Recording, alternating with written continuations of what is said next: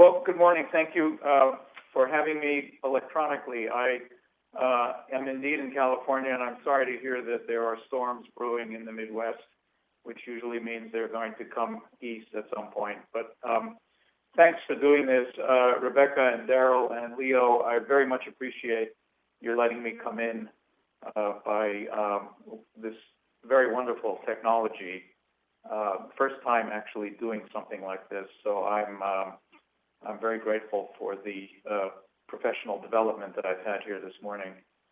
I want to spend my 15 minutes with, first of all, a promise that I'm going to break tradition and actually try to be brief.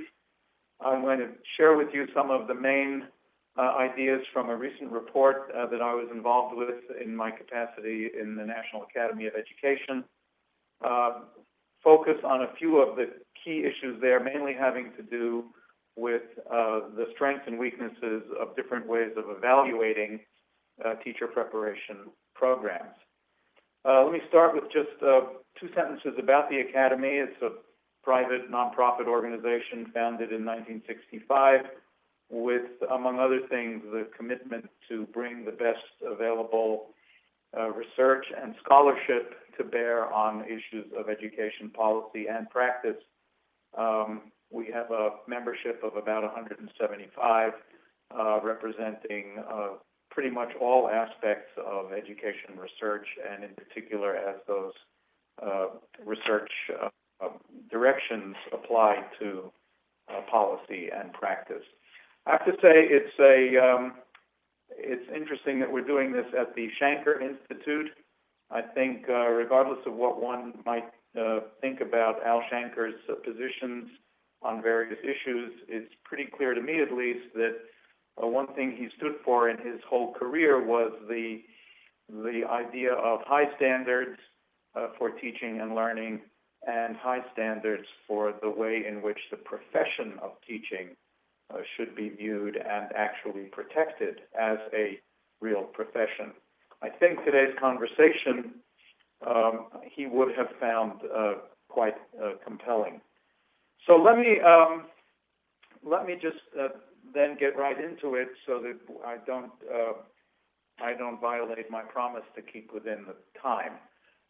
This is the report. I think we made arrangements to have a box delivered over there, and if there are copies there, people are more than welcome to them. It's also available for free on the National Academy of Education website in PDF, so you're more than welcome to have it one way or the other. We got interested in this we've been interested in this question of teacher preparation and its evaluation for some time. We were fortunate to have a grant from the National Science Foundation that enabled us to form a steering committee, which I had the honor of chairing. Susan Furman, who was then the president of the Academy, served in an ex officio basis and was very important to the work of the committee. And you can see here on this slide people who you probably recognize, including Deborah, who I'm very glad is going to be part of this conversation. This got started in our recognition that there was a substantial increase in both the intensity and in the rhetoric surrounding the quality of teacher preparation. In fact, if you want to see just one little pictorial, this is from this lovely thing called Google Ngram, which lets you kind of get a glimpse of the extent to which certain phrases appear in published literature.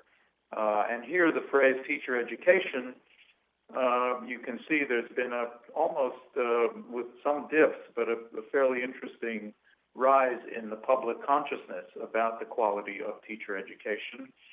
Why it spiked after 1983, 84, 85, I suppose, has something to do with the nation at risk, but I haven't actually studied that. The point is that this has been in the public mind now for quite some time, and it's important. It was important for us as we started working on this project to think about what was in the atmosphere already. And I'm going to do a somewhat abridged schematic, at least verbally, of what I think is one of the compelling narratives that propels the public conversation about teacher preparation and its evaluation. It goes something like this. We know that the current and future status of the American quality of life, and in particular the American economy, hinges on the strength and quality of the workforce, which in turn hinges on the quality of our education system. There is a substantial amount of interest and a quite rich literature on the relationship between educational performance and macroeconomic outcomes.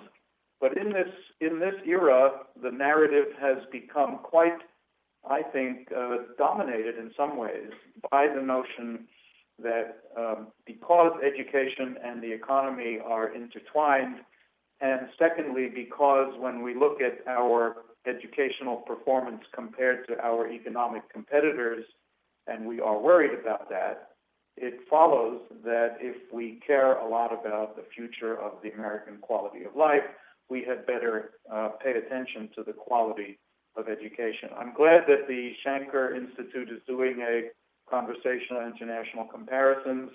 I actually think that the uses and misuses of international comparative data, that topic is probably one of the most important ones that we should be focusing on. But the rhetoric, the narrative goes on, and we also have substantial evidence that the quality of education hinges on the quality of teachers and teaching. We may not know exactly how teachers make a difference in the classroom, although even there we have made some substantial progress in understanding that, and I have a feeling Deborah's going to tell you some things about that. But there is no question that the intuition about the importance of teachers in the academic performance of students is now empirically verified, and that's quite significant in this narrative. So it goes on, therefore, I mean, if you follow the logic here, that if we are worried about the condition of education compared to, let's say, our competitors, and if you believe, as I do, and I think most of us do, that teachers really make a difference, and you therefore are led to the anxiety that the quality of education has something to do with the quality of teaching, and if that's the case, then that must have something to do with the quality of the preparation that teachers have before they actually enter the profession. Which gets us to this part about how are we doing in the preparation of our teachers. And on that, I think, at least my personal view is that the rhetoric of the low quality of teacher preparation has vastly exceeded the empirical evidence. Nonetheless, this is a very significant part of the argument, and it puts the teaching profession in a little bit of a bind, because if on the one hand we care about the validity of the evidence, and on the other hand we argue that in fact some of the rhetoric has been overblown, especially if it's coming from people like me, the dean of an ed school, the credibility of that argument is always subject to some challenge. Nonetheless, I think that's partly what we're dealing with here. And along comes this quite compelling suggestion that in order to improve the quality of teacher preparation, we should be getting more and better evidence of exactly what's going on in this great big hodgepodge system of ours. So the AFT report certainly documents this to some extent, and we were, when we started working on this project, this coincided with the development of one approach to the evaluation of teacher preparation promoted by the National Council on Teaching Quality in cooperation with U.S. News and World Report, and I'm sure people in this room are well aware of that. But here you have an example of an attempt to bring some data to bear on this question of the quality of the professional preparation and the development of a system of rankings or ratings. These are semantic distinctions that may not have as much importance as it sounds. But I think Kate is part of this conversation, and I'm very glad to at least be on the panel electronically with you, Kate. But this was, of course, the first report that came out of the NCTQ project, and it's an example of an approach to the evaluation of teacher preparation, which I must admit did provoke a certain amount of anxiety in the field, certainly in the profession, and there is no shortage of available criticisms of the methodology, the purposes, and the uses of the NCTQ model. But this was not the purpose of the National Academy report. That is, we did not set out to just try to argue with NCTQ. Rather, we took that report and we took the NCTQ project as an important indicator of the extent to which this whole question of the evaluation of teacher preparation was very much in public discourse, and we felt as an academy dedicated to the uses of good education research that we might be able to weigh in on the general question. So we started by deciding that rather than sort of get into a series of arguments about this or that aspect of the methodology of existing programs, we would start by trying to clarify for the field just what kinds of methods and metrics and data were actually being used to serve these purposes, and to try to get a sense of what the different purposes of evaluation of teacher preparation programs really are. I think you all know that there is no shortage of existing mechanisms used to evaluate teacher preparation programs. The federal Title II approach, state and national level programs that are not necessarily connected to the federal government, the more private organization and the media-based, such as the U.S. News strategy, accreditation systems, etc. So it's not as if we are under-evaluated. In fact, I don't actually have the data on this, but I wouldn't be surprised to find that as far as the evaluation of professions goes, actually teachers and teaching is probably one of the most evaluated of all the professions. So into this complex ecology comes the question of what can be done to guide the future of this. And I believe, and the Academy report is fairly clear about this, that there is no question about the importance of evaluation, and there is no question about the importance of focusing on the improvement of teaching as a profession. And indeed, otherwise we wouldn't have gotten involved in this. For us, the real question was whether, if one looks at the purposes for which evaluations exist, and we then map against that the different mechanisms and metrics that are possible to serve those goals, whether we can lead to a more coherent framework for the development of useful evaluations in the future, and that's what the report is really about. We somewhat it's a little bit of an abridgment, but we argue in the report that there are at least three basic purposes of evaluation, and they are all legitimate and compelling. One is, of course, accountability, our democratic system of education, and I know this sounds a little perhaps over-romantic, but I actually believe that without some system of accountability, we would be in much worse shape. Some people would argue that our accountability system may have started to run amok, But leaving that aside, it's clear that program evaluation does serve an important accountability function. Related to that, there's a I suppose a variation on the theme of accountability, which has to do with consumer information. People anticipating a career in teaching want to have some sense of the differences in the programs that they face as choices. And I believe that to some extent the NCTQ model is oriented primarily toward providing prospective teachers with some useful information about the quality and the differences across the many that exist. The third, of course, purpose of evaluation is actually probably the most important, and that is to provide useful evidence that can guide program improvement.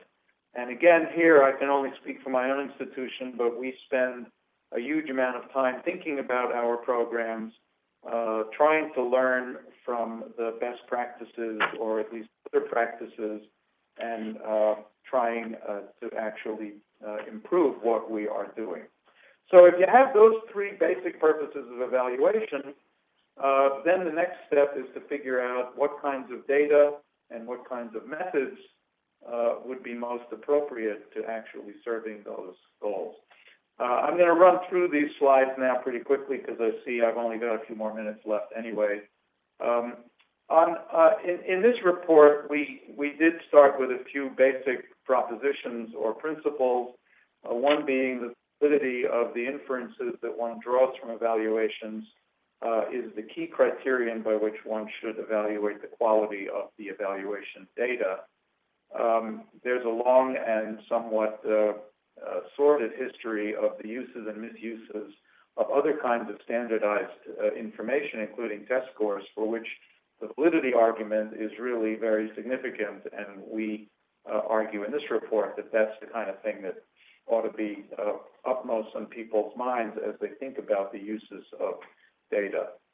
I suppose if you just look at this list quickly, there's not much to add to it.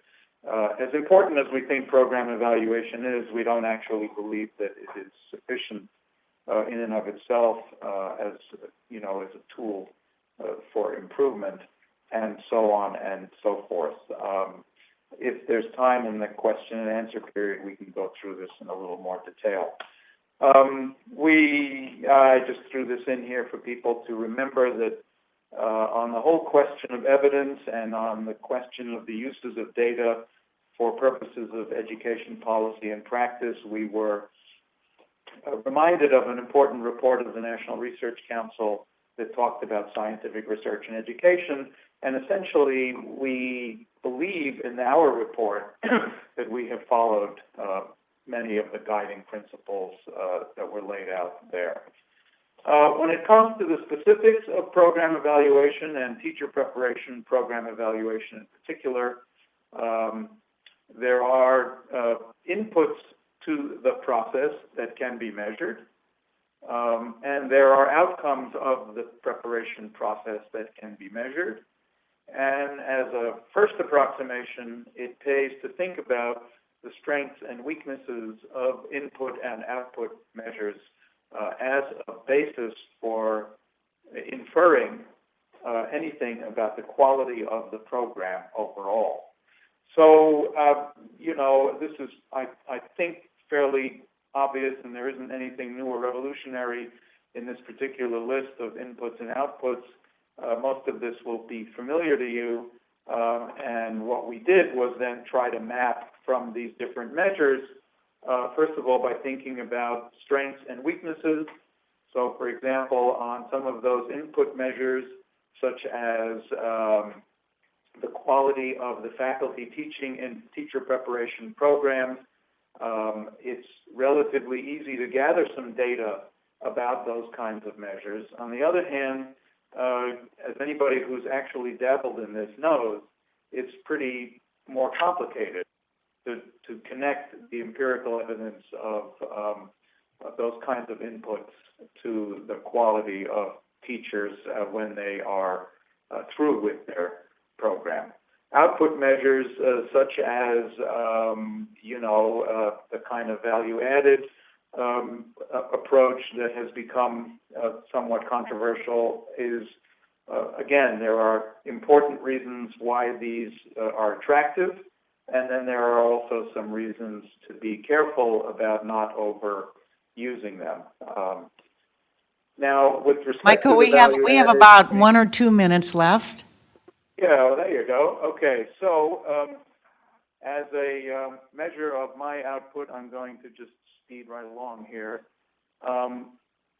Let me get to one of the key contributions of this report. I think it is an actual mapping of the different purposes of evaluation to the different systems that currently exist. And in each one of these, if you look at this kind of a matrix, so for example, here, if the main purpose is accountability, you can start to get a sense of why certain kinds of approaches work better than others.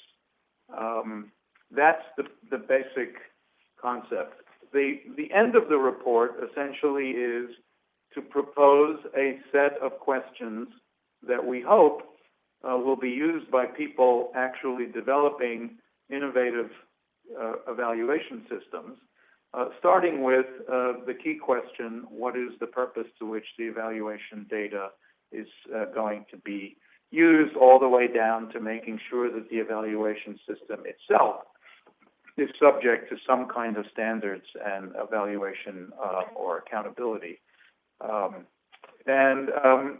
Just to point out that one of our steering committee members, Gene Burns, who is actually involved in this at the level of state policy, was actually took the report and started developing this kind of a guide to people who are, like herself, involved in the development of useful evaluation measures. So we're kind of gratified to see that people in the field actually take this kind of framework and go with it. That's the short and long of it. Details are in the report, and more than welcome to continue the conversation by email or otherwise. Thank you, Michael. And